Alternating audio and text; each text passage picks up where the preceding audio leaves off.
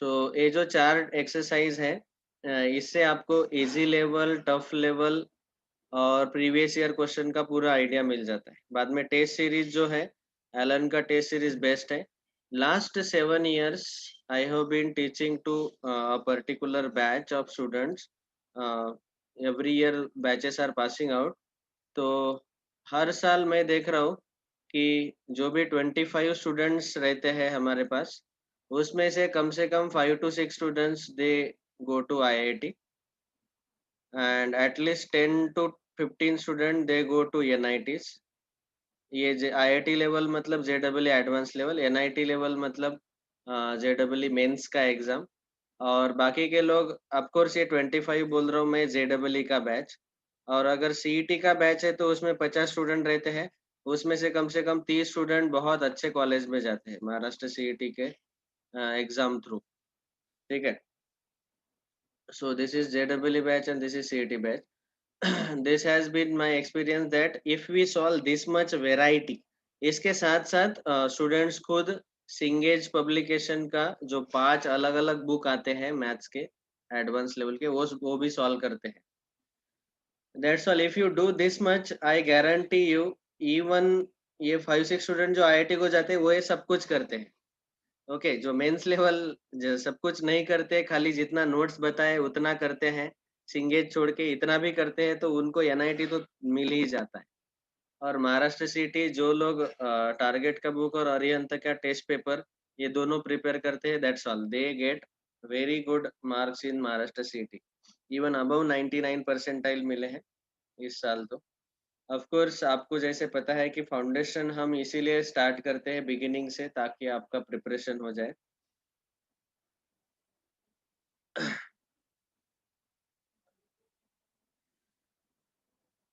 So mathematics is the science of quantity. We deal with addition, subtraction, multiplication, division. Maths का जो full form है, it is mother of all sciences, add for all the accounts, track for all the developments, help for all the researchers and solution for all the problems. Of course mathematics में why is it important? Because we use it in everyday life, universal language, specially language of physics. और बहुत सारे jobs में maths का जरूरत होता है। Everyday use में video game designer, photographer, doctor, accountant, pilot etcetera, all these people use mathematics. It is universal language for calculating the cost, time, sports and weather. आप देखेंगे उसको डिटेल में मैथ्स कैसे यूज होता है। बेसिक मैथ्स का तो सब तरफ जरूरत है, and mathematics is important everywhere, as you know. And even we can see that there were some great scientists like Srinivas Ramanujan, Aryabhatta, who are Indian scientists, Indian mathematicians. Like Aryabhatta discovered zero. Ramanujan, he is the creator of certain changes in integers through squares and cubes. तो इन्होंने बहुत बड़ा contribution किया है। Then Brahmagupta and Bhaskaracharya together they provided many arithmetical operations, including zero. Varaha Mihitra, Narayan Pandit. So all these great scientists of India, they provided lot of contribution in maths. Of course, Vedic maths is very famous. I will not go in depth, लेकिन वैदिक maths जो है ये इसका तो बहुत बढ़िया contribution है।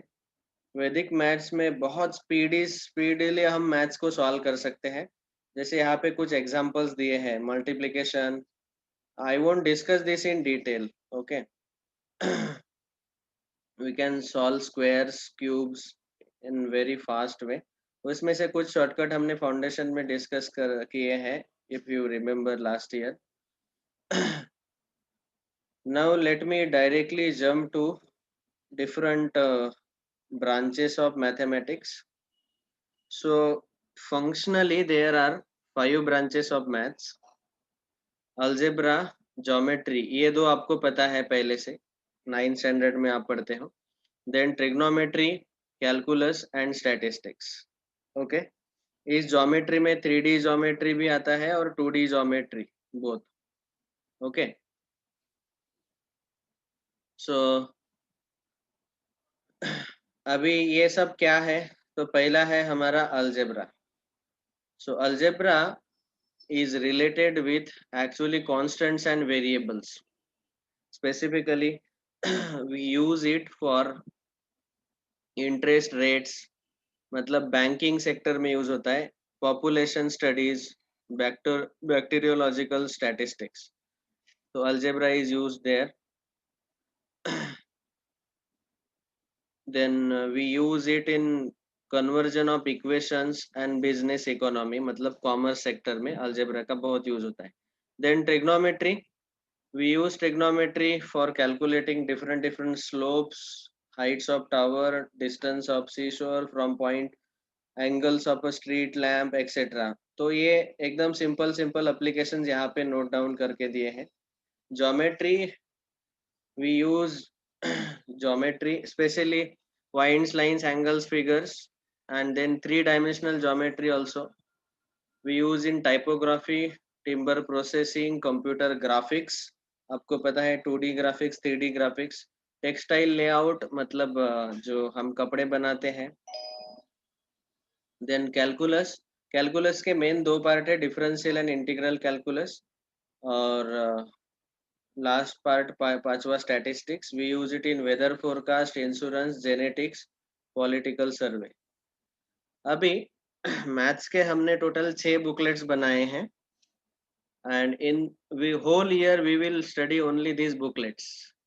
ओके, और बुकलेट्स के अलावा आप इसके साथ साथ जो बुक्स आते हैं सिंगेज पब्लिकेशन का, जिसको हम भगवत गीता ऑफ मैथमेटिक्स बोलते हैं, तो इसके भी यही बुक्स आते हैं बड़े बड़े। तो पहला बुक आता है अलजेब्रा का, तो ये है अलजेब्रा पार्ट 1। सबसे पहला चैप्टर हम पढ़ेंगे बेसिक मैथ्स, जिसमें जिसको मैं जनरली बोलता हूँ it is a bridge course of maths. तो 10वीं तक हम ज़्यादा से ज़्यादा सब्जेक्टिव क्वेश्चन सॉल्व करते हैं, ऑब्जेक्टिव वेरी फ्यू हम सॉल्व करते हैं। तो ये ब्रिज कोर्स आपको आइडिया देता है कि how to study 11th standard 12th standard maths.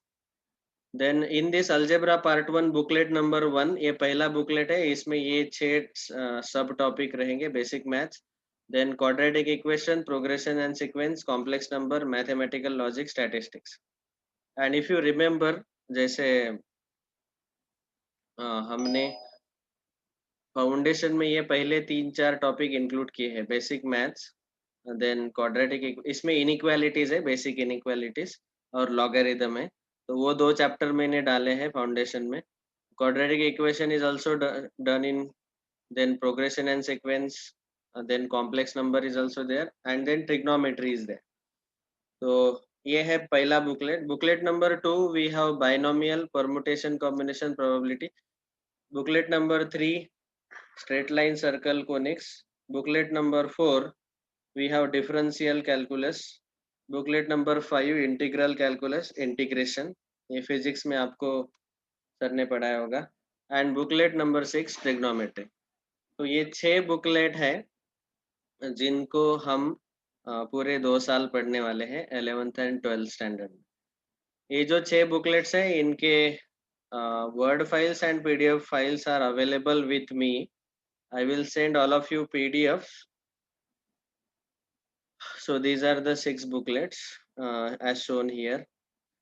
उसमें हम अभी सबसे पहले स्टार्ट करेंगे बेसिक मैथ्स, जो बुकलेट नंबर 1 का पहला चैप्टर है। ओके,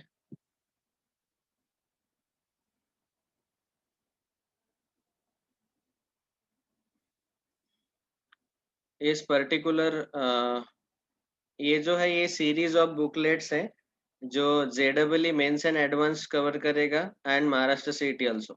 ऑफ कोर्स महाराष्ट्र सीटी के लिए मैं हर बार स्टूडेंट्स को रेफर करता हूँ कि आप साथ साथ टारगेट पब्लिकेशन का बुक भी परचेज कर लो, और JEE मेंस एंड एडवांस के लिए ये बुकलेट सफिशिएंट है, because every year we are seeing 5-6 student they go to IIT, and at least 10 to 15 student they go to NIT by solving these particular material. Okay. अभी content क्या है, पहला जो हमारा बेसिक मैथ्स चैप्टर है उसका, तो सबसे पहले इसमें हम सेट थ्योरी पढ़ेंगे इन डिटेल, 11th स्टैंडर्ड का जो पार्ट है. Then second topic we will study inequation और inequality. Then third topic logarithm और उसके ऊपर एक्सरसाइज 1 एंड एक्सरसाइज 2 हम सॉल्व करेंगे. बेसिक मैथ्स में मैंने चारों एक्सरसाइज इंक्लूड नहीं किए हैं. फर्दर जो टॉपिक्स है जैसे क्वाड्रेटिक इक्वेशंस एक्सेट्रा, उसमें चार चार एक्सरसाइज डाले हैं. तो जैसे मैंने बोला था अपने स्लाइड शो में कि इन चार एक्सरसाइजेस का कंटेंट क्या बोला था. So the first exercise is taken from easy notes of career points, जो कि कोटा के इंस्टीट्यूट जो है, मैंने जो आपको इनिशियली बताया, ये अगर फॉर्मूला आप फॉलो करते हैं मैथ्स में तो मैं गारंटी देता हूँ कि अब तक के सक्सेस के हिसाब से मैं गारंटी से बोल सकता हूँ कि इतना अगर पैटर्न आप फॉलो करेंगे, करियर पॉइंट का एक्सरसाइज 1, एक्सरसाइज 2, 3 बंसल क्लासेस, बहुत टफ लेवल के क्वेश्चन रहते हैं, लेकिन इतना अगर सॉल्व कर पाते हैं तो बिल्कुल आईआईटी तो फिक्स है. देन प्रीवियस ईयर क्वेश्चन, तो ये चार एक्सरसाइज जो हम सॉल्व करते हैं, और उसके साथ भी एलन का टेस्ट सीरीज. आप सोच रहे होंगे कि सर ये फेमस इंस्टीट्यूट का आप मटेरियल क्यों यूज कर रहे हो. See, we should not feel bad about it. We should feel proud about it that maths के क्लास में सारे अलग अलग कोचिंग इंस्टीट्यूट का सर मटेरियल लेके एक साथ पढ़ाते हैं. That is the positivity of this particular classes. तो करियर पॉइंट का एक्सरसाइज 1 लेते हैं हम, बंसल क्लासेस का एक्सरसाइज 2, 3, देन एलन का टेस्ट सीरीज. आप सोचते रहेंगे कि इतना सब कुछ अगर बाकी के कोचिंग इंस्टीट्यूट, तो बाकी के, या आप एक कोचिंग इंस्टीट्यूट में जाएंगे तो उनका ही मटेरियल आप पढ़ेंगे. When you come here, I will take even सिंगेज के डाउट्स, ये आपको खुद सॉल्व करना है, सिंगेज का book which is very very famous series. तो एक साथ आप 3-4 कोचिंग इंस्टीट्यूट का मटेरियल पढ़ लेते हो. ओके. उनके क्वेश्चन सॉल्व कर लेते हो, तो आप ही सोचो ये ऐसा रिजल्ट क्यों नहीं आएगा. 25 के बैच में 5-6 लोग आईआईटी को जा रहे हैं, 10-15 लोग एनआईटी को जा रहे हैं, 50 में से 30 लोग महाराष्ट्र सीईटी को जा रहे हैं, महाराष्ट्र सीईटी में अच्छे कॉलेज में जा रहे हैं.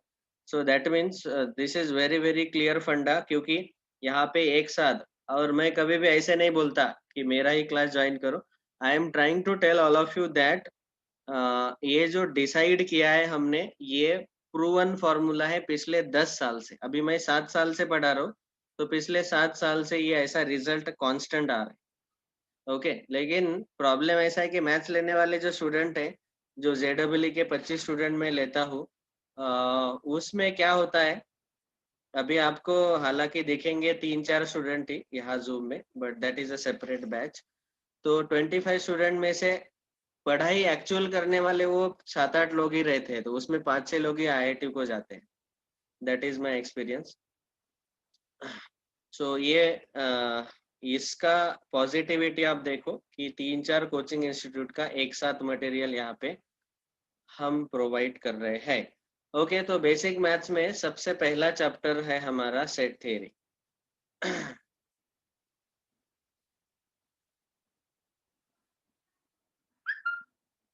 which is very very easy chapter to begin with.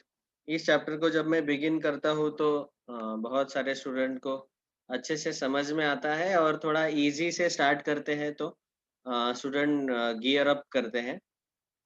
नहीं तो फिर 10वीं के बाद सीधा सीधा अगर हमने वेरी हाई लेवल टॉपिक्स अगर स्टार्ट कर दिए, so then student face lot of problem. Okay.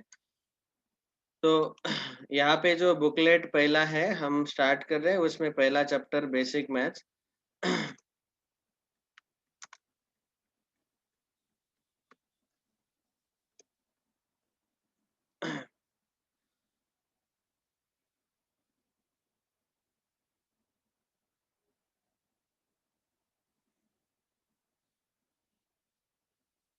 आपको जो भी स्टूडेंट फाउंडेशन में थे, so for your knowledge, I have already taught all of you this set theory chapter. वो 9th स्टैंडर्ड के बोर्ड, महाराष्ट्र बोर्ड में था, और 11th स्टैंडर्ड का जो हमारा HSC का सिलेबस है, तो 11th स्टैंडर्ड का जो HSC का सिलेबस है, that also I will show. 11th standard में आप देखेंगे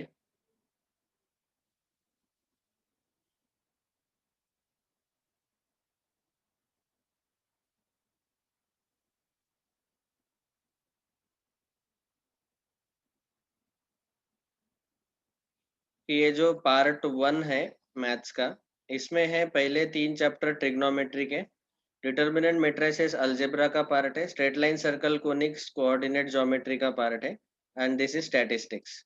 तो ये जो मैंने बुकलेट किए हैं, आपको जो बुकलेट दिखा रहा हूँ, ये इस हिसाब से किए हैं। देखो, booklet number 1 is algebra 1 and 2, booklet number 3 coordinate geometry, 4 differential calculus integral calculus, 5 and 6 trigonometry. और आप बुकलेट नंबर 1 में स्टैटिस्टिक्स भी इंक्लूड किया है, जिसमें ये आखिरी के 2 chapter probability and measures of dispersion. मतलब ये जो बुकलेट्स बनाए हैं, ये मैथ्स का जो मेन ब्रांच है, ये जो मेन 5 ब्रांचेस दिखाई दिए हैं, उनके हिसाब से बनाए गए हैं।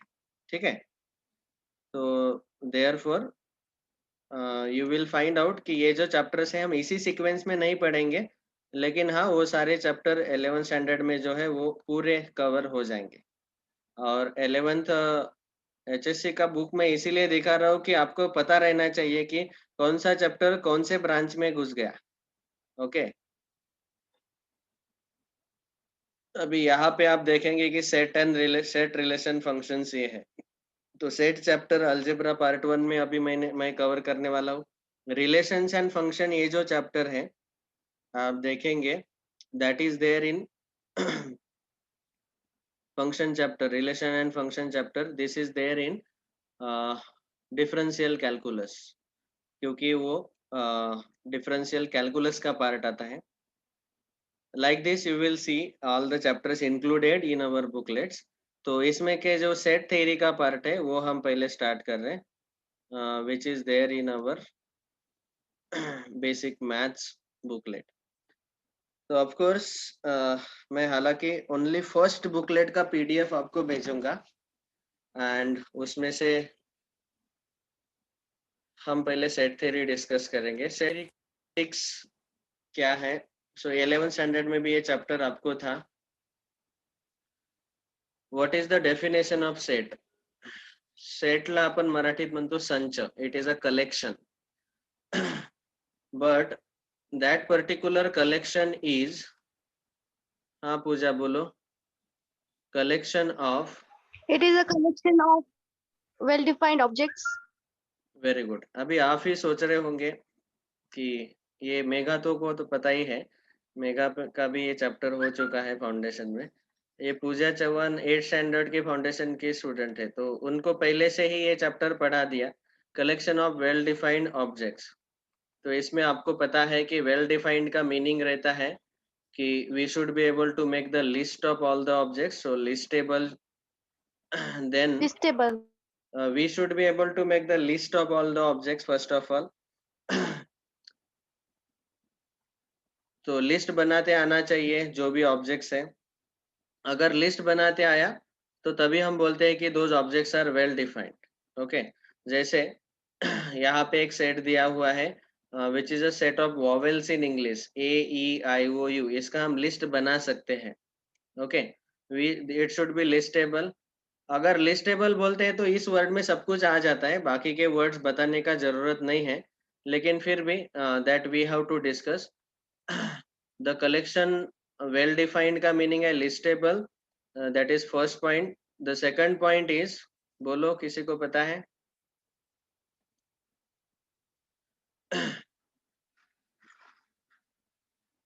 अच्छा, No, sir. भूल गए, नो सर नहीं, भूल गए। ठीक है, तो यहाँ पे हमने ये 5 पॉइंट्स देखे थे कि ये जो लिस्ट है, वेल डिफाइंड ऑब्जेक्ट्स का मीनिंग है कि हमें लिस्ट बनाते आना चाहिए। एडजेक्टिव यूज नहीं होना चाहिए, adjective should not be used. If the adjective Non-adjective. is used, then criteria should be mentioned. Then the criteria should be mentioned. अभी इसके मैं examples आगे बताता हूँ. Then you will understand it in much better way. Then even if there are infinite elements, but if you are able to list them, so infinite elements are accepted. Infinite elements are accepted, but we should be able to make list of them. बाकी के elements को हम dot dot dot करके लिखते हैं. And the fifth criteria is well defined objects का meaning है कि the object should be distinguishable. ठीक है, तो इनका एग्जांपल बताता हूँ, समझो. अभी अभी हमने बोला कि set of vowels A E I O U, इनका हम लिस्ट बना सकते हैं. समझो मैंने कलेक्शन एक ऐसा लिया कि इंटेलिजेंट स्टूडेंट्स इन क्लास 11, तो इनका लिस्ट मैं बना नहीं सकता क्योंकि तो फिर ये सेट है लेकिन ये सेट नहीं है. इंटेलिजेंट स्टूडेंट्स इन क्लास 11 अगर मैं बोलता हूँ तो हम सोचेंगे कि इंटेलिजेंस का क्राइटेरिया क्या है, तो वो क्राइटेरिया हमें पता नहीं है, इसलिए हम उनका लिस्ट नहीं बना पाएंगे. कोई स्टूडेंट इंटेलिजेंट होंगे एकेडमिक्स में, कोई स्टूडेंट इंटेलिजेंट होंगे स्पोर्ट्स में एक्सेट्रा. एडजेक्टिव अगर हमें इंटेलिजेंस एडजेक्टिव के साथ साथ क्राइटेरिया दिया है, तो ऐसे मैं लिखता हूँ intelligent students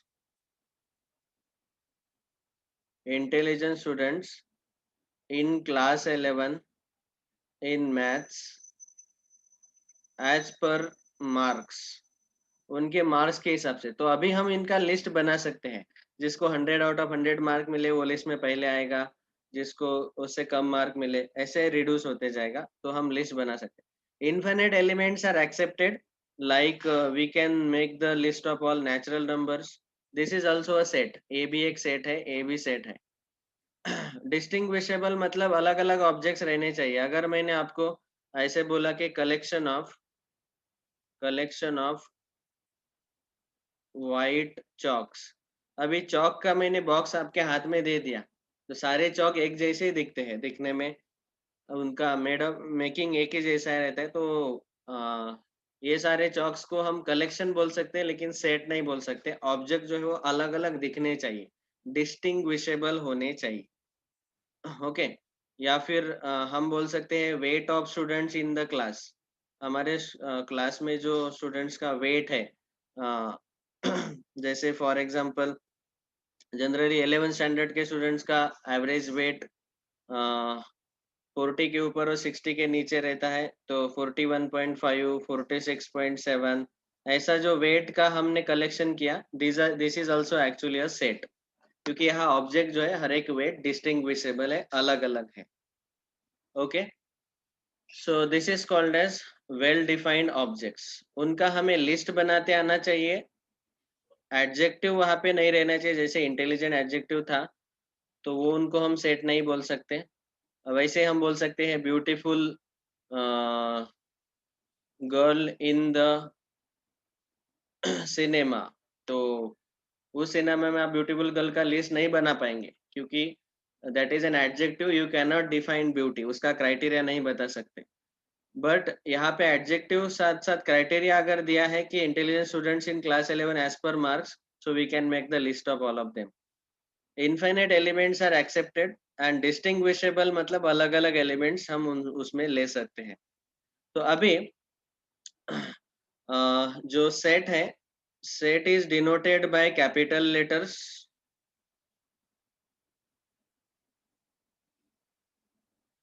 for example A, B, C, D, etc. And the elements of set, elements or members of set are denoted by small letters. Okay. Generally we use small letters, say A, B, C, D, etc. Okay. We use capital letters to denote the set and we use small letters to denote the elements. तो यहाँ पे पहला point हमने discuss किया definition, well defined collection of objects. जैसे यहाँ पे एक एग्जांपल दिया है कि collection of good students in the class is not a set, क्योंकि गुड गुड स्टूडेंट मतलब हम नहीं उनका लिस्ट नहीं बना पाएंगे। कोई गुड रहता है पढ़ाई में और कोई गुड रहता है मस्ती में। So we cannot make list of all the students. So as I said, set is denoted by capital letters and the elements of the set are denoted by the small letters. That is the first point, which is nothing but the definition of set. Okay. तो definition में हमने इतना सब कुछ देखा कि collection of well defined objects is a set. Then well defined का meaning हमने देखा कि ऑब्जेक्ट का लिस्ट बनाते आना चाहिए, एडजेक्टिव नहीं रहना चाहिए, एडजेक्टिव अगर है तो क्राइटेरिया दिया रहना चाहिए, infinite elements are acceptable and distinguishable, अलग अलग ऑब्जेक्ट्स रहने चाहिए। Okay, then next we saw is set is denoted by capital letters and the elements are denoted by the small letters. तो ये था पहला point, definition. Next the second point is methods to write the set. तो set लिखने के जो methods है या ऑलरेडी अपने 9th स्टैंडर्ड में डिस्कस कर चुके हैं आप लोग। तो पहला मेथड जो है उसको हम बोलते हैं रोस्टर मेथड, रोस्टर मेथड, या फिर उसी को हम बोलते हैं list method. Okay, and the second method is called as set builder method और रूल मेथड, सेट बिल्डर और rule method. Okay, what are this methods? Set में जो भी एलिमेंट्स है उनको बस रिप्रेजेंट करने का ये तरीका है। जैसे पहला अगर हमने एक एग्जांपल लिया, set of vowels in English, तो फिर इस सेट को मैंने कैपिटल ए नाम दिया, तो उसको हम क्या करते हैं लिस्ट मेथड में, inside curly bracket we write all the elements separated by comma. Curly bracket के अंदर कॉमा से सेपरेट करके सारे एलिमेंट्स हम लिखते हैं। This is the way to write the set, methods to write the sets. तो सेट को लिखने के ये दो मेथड, एक है लिस्ट बनाओ सीधा कर्ली ब्रैकेट के अंदर। अगर मैंने आपको बोला कि सेट ऑफ होल नंबर्स लिखो, तो यहाँ पे सारे होल नंबर का लिस्ट तो हम नहीं बना सकते, होल नंबर के सेट को हम W से डिनोट करते हैं, लेकिन कर्ली ब्रैकेट के अंदर 0, 1, 2, 3, and so on, dot dot dot करके ऐसे लिख सकते हैं, and curly bracket complete. Okay, तो अगर इनफाइनाइट सेट है जिसमें इनफाइनाइट एलिमेंट्स है तो वहां पे हमें डॉट डॉट डॉट करके लिखना जरूरी है। ऑलराइट, अगर मैंने आपको बोला कि set of letters in word, एक वर्ड में दे रहा हूँ आपको इंडिया, इंडिया इस वर्ड में कौन कौन से लेटर्स है, तो मैंने इसको लिया सेट बी, तो इसमें है INDA। अभी आप सोचेंगे सर ये आई तो 2 बार आया था, आपने एक ही बार लिखा, तो याद रखना है कि लिस्ट मेथड में हम एक एलिमेंट एक ही बार लिखते हैं। Okay, we don't write the same element again and again, we write only once. ये आई हालांकि 2 बार दिखाई दे रहा है, लेकिन लिखते वक्त हम एक ही बार लिखते हैं सेट में, लिस्ट मेथड में। ठीक है, ये तीनों एग्जाम्पल मैंने इसीलिए बताया कि यहाँ पे ये जो सेट है ऐसा लिखते हैं, इनफिनिट सेट अगर है तो डॉट डॉट डॉट करके लिखना है, और दो दो एलिमेंट्स या दो से ज्यादा एलिमेंट, दो से ज्यादा बार अगर आते हैं गिवन कलेक्शन में, लेकिन सेट में लिखते वक्त हम रिपीटेड एलिमेंट्स एक ही बार लिखते हैं। ठीक है, सो ये सब बताने के लिए मैंने ये तीनों एग्जाम्पल लिए। एंड सेट बिल्डर मेथड में हम क्या करते हैं? So what is given here? In this method we write the property or the rule by which all the elements follow that particular rule. Okay, समझो मैं यहाँ पे एक एग्जांपल ले रहा हूँ, फोर्थ वाला, के set of even natural numbers. Even natural numbers का सेट मैं कैपिटल ई ले रहा हूँ। Even natural numbers will be 2, 4, 6, 8 dot dot dot. Okay, तो ये सारे इवन नेचुरल नंबर्स है। अभी मुझे अगर यही सेट सेट बिल्डर और रूल मेथड में लिखना है, तो रूल मेथड में जो रूल बनता है, the property of all the elements together, we use that. तो इसमें हम कैसे करते हैं, देखो यहाँ पे बताया गया कि E is a set of all even natural numbers which can be written inside curly bracket set of all elements x such that। तो curly bracket के अंदर हम इसी सेट को, ये जो E सेट है, इसको हम लिख सकते हैं set of all elements x such that। इसको पढ़ना कैसे है वो आपको बताता हूँ। such that x is a natural number, Sir, such that you sir, x is a natural number and x is equal to 2n। 2n मतलब 2 के सारे multiples even numbers। You can join the meeting again, more 10 minutes we will discuss, because I want to conduct the class daily 50 minutes। 40 minutes में पूरा साल भर का syllabus खत्म नहीं हो पाता। So just more 10 minutes you all can join।